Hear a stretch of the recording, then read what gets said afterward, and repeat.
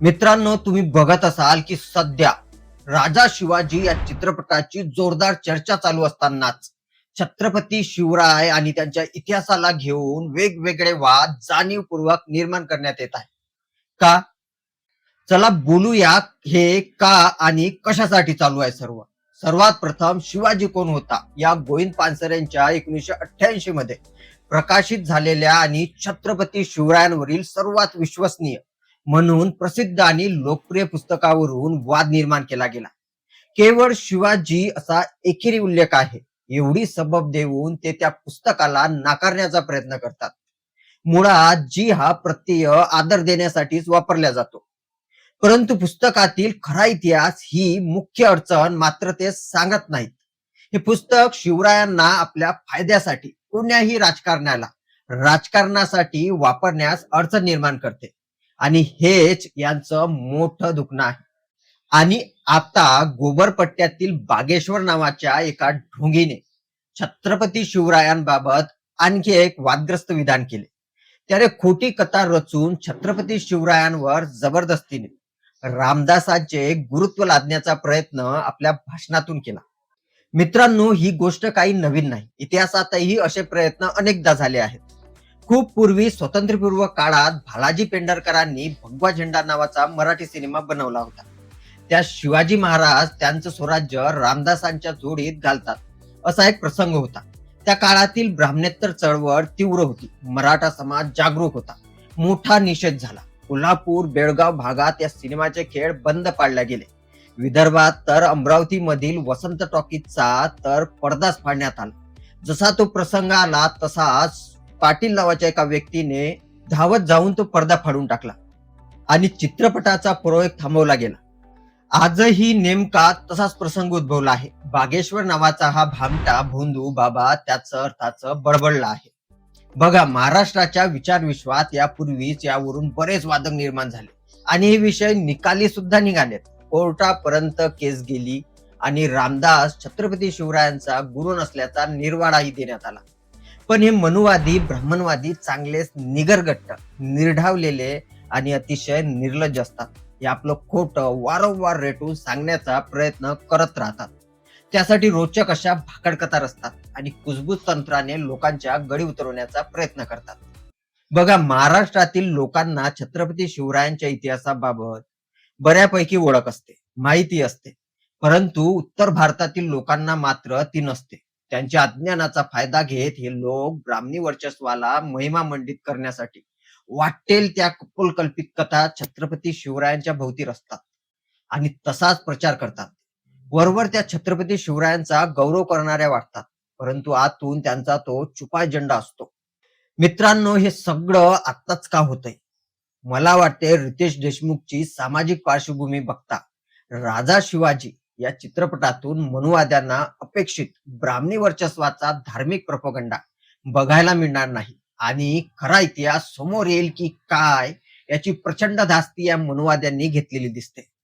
म्हणून प्रथम यांनी रितेश देशमुख यांची यथेच्छ बदनामी केली, चित्रपटाबद्दल निगेटिव्हिटी पसरवली आणि आता वेगवेगळे वाद उकरून काढत आहेत.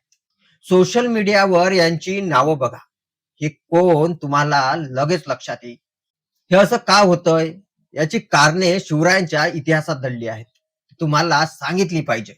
लक्ष देऊन ऐका. पहिलं, महाराष्ट्रातील ब्राह्मणांनी छत्रपती शिवरायांच्या राज्याभिषेकाला विरोध केला होता. हे तर आज सर्वमान्य सत्य आहे. विरोध का? तर त्यांचं म्हणणं असं की वर्णधर्मानुसार छत्रपती शिवाजी हे पारंपरिक क्षत्रिय नाही, शूद्र कुंभ्याचं पोर राजा होऊ शकत नाही. त्यामुळे तत्कालीन महाराष्ट्रातील कोणीही ब्राह्मण राज्याभिषेक करण्यास तयारच नव्हता. आणि नंतर मग तुम्हा सर्वांनाच माहित असेल की नंतर उत्तर भारतातून एक गंगा भट नावाचा ब्राह्मण बोलावला गेला. त्याला ही प्रचंड दान दक्षिणांची लालच द्यावी लागली.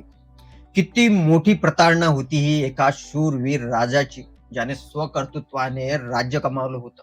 दुसरी गोष्ट, छत्रपती शिवराय जेव्हा अफजल खानाला भेटायला गेले होते, अफजल खान दगापटका करेल याची खबरबात आधी छत्रपती शिवरायांना होती आणि म्हणूनच छत्रपती सावध होते आणि तसं झालं सुद्धा.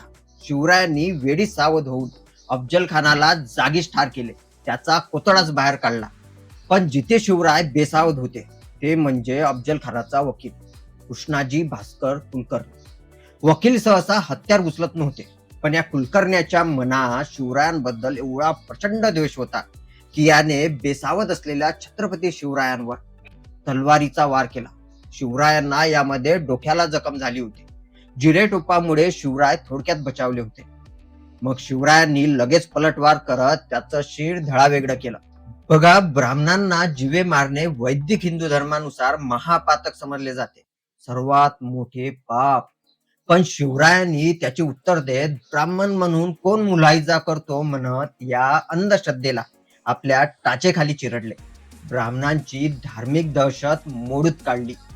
आणखी एक गोष्ट म्हणजे मुघलांचा सेनापती राजा मिर्झा सिंग राजपूत, बरं, याला मुघलांनी छत्रपती शिवरायांना मारायला पाठवले होते.